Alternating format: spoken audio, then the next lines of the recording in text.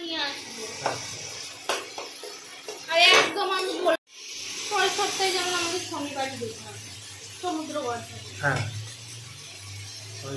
এই যে নারকোলটা একদম লাল লাল করে ভাজা হয়ে গেছে। এই যে এখানে নারকোল বাটা, আদা রসুন বাটা সবকিছু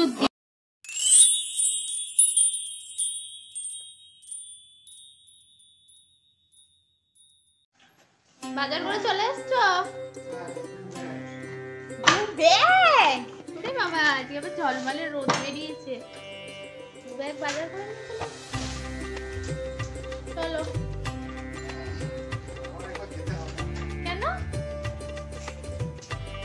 ফোন করেছিলাম বললো হ্যাঁ লোকটা আসেনি, একটু পরে ফোন করে দেখবো। আচ্ছা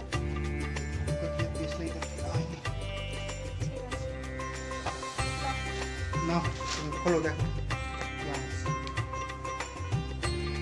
সাজিয়ে রেডি। আমি একটু সাজিয়ে রেডি। এই দেখ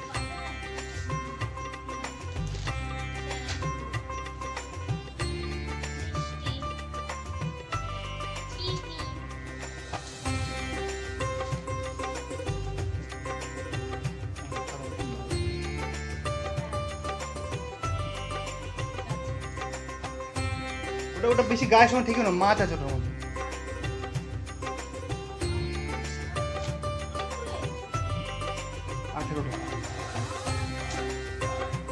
মাছেই পয়সা শেষ হয়ে গেছে, 270 টাকার মাছ। কাতলা মাছ মোটামুটি এটা 6-7 কেজি কাতলা ছিল, সেরও পেটির পিসগুলো দেখলে বুঝতে হবে মাছটা। ওই 8 পিস আছে, 4 পিস আজকে করবো, 4 পিস কালকে করবো।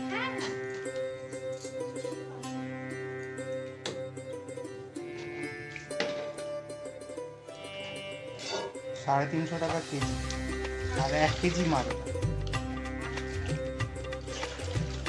1 কেজি থেকে একটু কম ছিল, দরদাম করে 270 আসছে।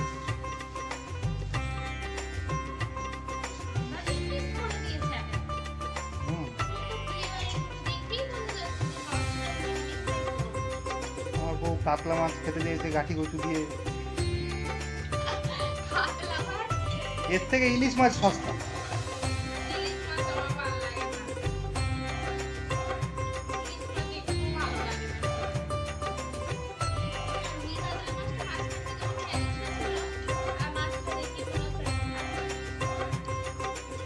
বল দিয়ে যাও, সবকটা একবার ধরে না, তারপরে হাত ধুয়ে খেতে হবে, খিদে পেয়েছে জোর। তুমি মাছ ধো।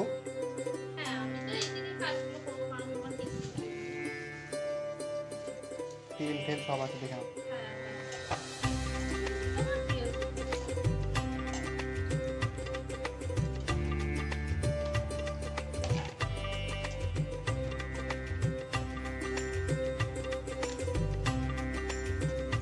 এই পিসগুলো কি আরেকবার কাটতে হবে?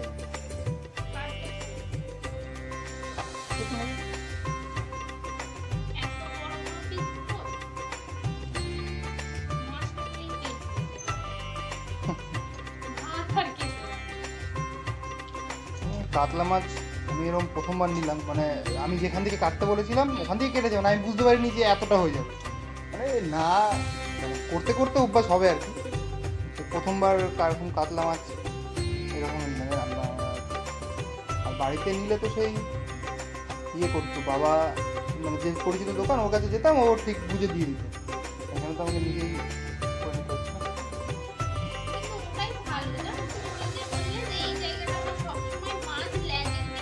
এটা লেজের দিকে, এটা পেটি।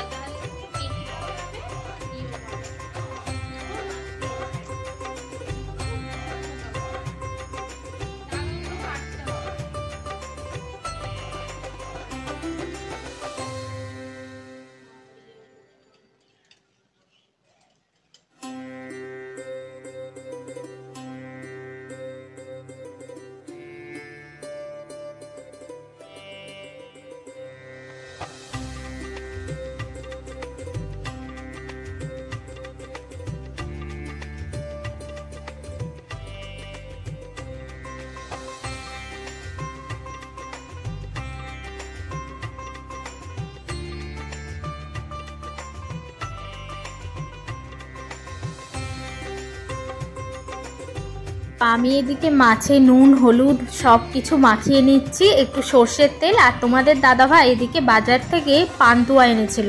আমার সাদা মিষ্টির থেকে পান্তুয়া খেতেই বেশি ভালো লাগে, তো পান্তুয়া দিয়ে রুটি খাচ্ছি। আর তারপর এদিকে আমি সমস্ত সবজি কাটতে বসে গেছি। কচু দিয়ে আলু দিয়ে মাছ দিয়ে ঝোল করব, আর বেগুনটা এনেছে, বেগুনটা অন্য দিন কিছু করব। আর এদিকে আদা রসুন পেঁয়াজ সব কিছু কেটে নেব। আর আজকে ভাবছি যে ঝালটা পুরো কাঁচা লঙ্কারই করব, তাহলে বেশ দেখতেও ভালো লাগে আর খেতেও ভালো লাগে।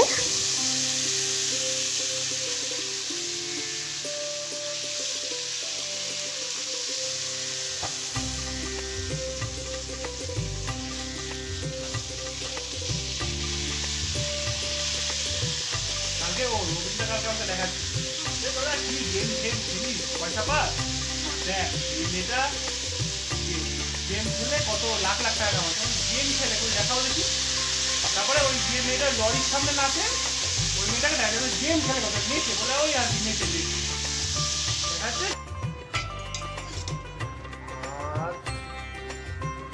পুঁই শাক, মাছের ঝোল,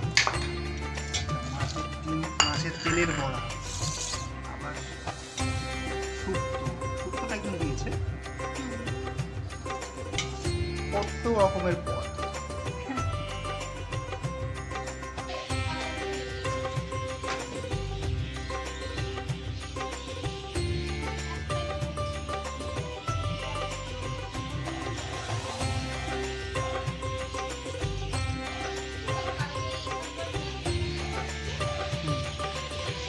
এই বিস্কুট খেলি তো, যা আবার পরে আসবি, যা আবার পরে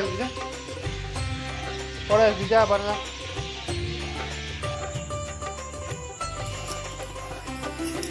এই যে সব সবজিগুলো এখানে কাটতে বসে গেছি, চাউমিন বানাবো রাত্রে নিরামিষভাবে। তো ক্যাপসিকাম বিনস সব কেটে নিই। তো সন্ধেবেলা এত গরমের মধ্যে ওকে চাউমিন বানিয়ে দিতে হবে, বৌদি এনে দিয়েছে, তো সেই জন্য আবার চাউমিনটা বানাচ্ছি। তো সব সবজিগুলো কেটে নিই, তারপর তোমাদের সাথে আবার কথা হচ্ছে। আর আমাদের ব্লগগুলো দেখতে তোমাদের কেমন লাগছে সেটা কিন্তু অবশ্যই কমেন্টের মাধ্যমে জানিও। আর যদি আমাদের চ্যানেলটাকে এখনও অবধি সাবস্ক্রাইব না করে থাকো তাহলে অবশ্যই কিন্তু আমাদের চ্যানেলটাকে সাবস্ক্রাইব করে দিও। আর ফেসবুক থেকে দেখলে অবশ্যই কিন্তু পেজটাকেও ফলো করে দেবে। তো এদিকে আমার সবজি কাটা প্রায় কমপ্লিট, আর ওদিকে চাউমিনটা একটু পরে সেদ্ধ করতে বসিয়ে দেব। না হলে আমি এদিকে সবজি কাটতে কাটতে ওই চাউমিনটা আবার বেশি সেদ্ধ হয়ে গেলে আবার খেতে ভালো লাগবে না। তো একবারে আমি সব কিছু গুছিয়ে নিয়ে তারপরেই একবারে রান্না আমি শুরু করি। এটা না আমার একদম অভ্যেস হয়ে গেছে যে আমি আগে সব কিছু গোছাবো তারপর রান্না বান্না শুরু করব। এটাতে আমার মনে হয় আমার অনেকটা বেশি সুবিধা হয়। আর তোমাদের সাথে গল্প করতে করতে দেখো আমার সবজি কাটাও প্রায় কমপ্লিট হয়ে গেল। এই বড় গামলাটায় ধুয়ে রেখে তারপর ওই ছোট গামলার জলে ধুয়ে তারপরে আবার সাজিয়ে সাজিয়ে এই থালায় রাখছি, এতে সুবিধাও হবে। আর কি সুন্দর দেখতে লাগছে, রং বেরঙের সমস্ত কিছু সবজি দিয়ে চাউমিন করলে বেশ খুব ভালো লাগে খেতে। আর সবথেকে বড় কথা, এই তো শীতকাল আসছে, আবার নতুন নতুন গাজর ক্যাপসিকাম সব কিছু উঠবে, তো আরও বেশি সুন্দর লাগবে। আর এইদিকে আমি কড়াইটা বসিয়ে দিলাম, আর ওদিকে চাউমিনটা সেদ্ধ করে ঢেলে তারপর ওর মধ্যে একটু সাদা তেল মাখিয়ে রাখলাম। আর এখানে তোমাদের একটা ছোট্ট টিপস দেব, সেটা হচ্ছে তোমরা যদি চাউমিনটা সাদা তেলে করো তাহলে কিন্তু এর টেস্টটা অনেক ভালো আসে। অনেককে দেখেছি সর্ষের তেলে করে, আর এই শীতকালে না যে নতুন কচি ধনেপাতাগুলো ওঠে, তো সেই ধনেপাতা যদি চাউমিন একদম নামাবার আগে দিয়ে দিতে পারো তাহলে কিন্তু চাউমিনটার টেস্টটাই অন্যরকম হয়, খেতে কিন্তু ভীষণ ভালো লাগে। তো একবার এই প্রসেসে করে দেখো। আর এখন আমি ধনেপাতা দিচ্ছি না, তার কারণ হচ্ছে আমার কাছে ধনেপাতাটা নেই, আর ওটা শীতকালেই ভালো লাগে। এখনকার তো সব হাইব্রিড ধনেপাতা, সেগুলো দিলে ভালো লাগবে না। তো এই যে আমার চাউমিনটা খুব সুন্দর দেখতে হয়েছে। অনেক রকম সবজি দিলে একটা জিনিস অন্যরকমই লাগে, তাই না? তো চলো, রান্নাও হয়ে গেছে। আর এদিকে পুরো জিনিসটা তোমাদের দাদাভাই পরিবেশন করলো, উপর থেকে শসা পেঁয়াজ সস সব কিছু দিয়ে। আর খেতে কিন্তু ভীষণ টেস্টি হয়েছিল। আর সন্ধ্যের টিফিন খেতে না খেতেই রাত্রের ডিনারের জন্য বানাবো হচ্ছে একটু কাবলি ছোলা। নিরামিষ করেই বানাবো, একটু নারকোল বাটা, একটু নারকোল কুচি সব কিছু দিয়ে নিরামিষভাবে একবারে বানাবো। তো চলো তোমাদের দেখাচ্ছি। আর নিরামিষ এইভাবে যদি বানাও তাহলে আশা করছি তোমাদের খুব ভালো লাগবে, যারা নিরামিষ খেতে পছন্দ করো। আসলে আজকে যেহেতু শুক্রবার, তো সেই জন্য কালকে শনিবার, এটা যদি নিরামিষ করে বানাই কালকে তাহলে টিফিনে আমরা সকালবেলা খেতে পারবো। তো সেই জন্যই নিরামিষ করে বানানো। প্রথমেই আমি নারকোলটাকে ছোট্ট ছোট্ট করে কেটে তেলের মধ্যে ভাজতে দিয়ে দিয়েছি। আর ওদিকে একটু কাঁচা লঙ্কা, একটু আদা আর একটু নারকোল বাটা সমস্ত কিছু আমি এখানে পেস্ট করে রেখে দিয়েছি। আর পেস্টটা একদম কিন্তু সাদা পাড়া হবে, তো একদম সুন্দর লাগবে। আর তোমাদের কাছে যদি কাজু বাদাম থাকে তোমরা কিন্তু এর মধ্যে 4-5টা কাজু বাদাম বাটাও দিয়ে দিতে পারো, তাহলে কিন্তু আরও সুন্দর টেস্ট লাগে। তবে নারকোল বাটার সাথে নারকোলের দুধটা যেহেতু মিশে যাচ্ছে তাই কাজু বাদামের দরকার পড়ে না, তবু তোমরা চাইলে দিতে পারো, ভালো লাগবে। আর দেখো নারকোলটা বেশ একটু এরকম লালচে করে ভাজা হয়ে যাওয়ার পর আমি এদিকে নারকোল বাটাটা আর তার মধ্যে অল্প একটু কাশ্মীরি লঙ্কা আর অল্প একটু জিরে ধনে গুঁড়ো দিলাম। আর ওদিকে তো আদা কাঁচা লঙ্কা ছিলই নারকেলের সাথে। আর এটা আমাকে কনস্ট্যান্ট নেড়ে যেতে হবে যাতে কোনোভাবেই এটা তলা লেগে না যায়। যেহেতু নারকেল দেয়া আছে তো তলা লেগে যাওয়ার একটা সম্ভাবনা থাকে, তো সেইটা যাতে লেগে না যায় তো সেটাই খেয়াল রাখতে হবে। তো তারপর এদিকে সুন্দর করে এইভাবে মশলাটা কষিয়েছি। আর নারকেলের দুধটা থেকে আর নারকেলটা থেকে একটা অসাধারণ তেল ছেড়ে দেবে, তাই এই রান্নাটা বেশি তোমরা যদি তেলে না করতে চাও তাহলেও কিন্তু অসুবিধা নেই, তো ভালোই লাগবে খেতে।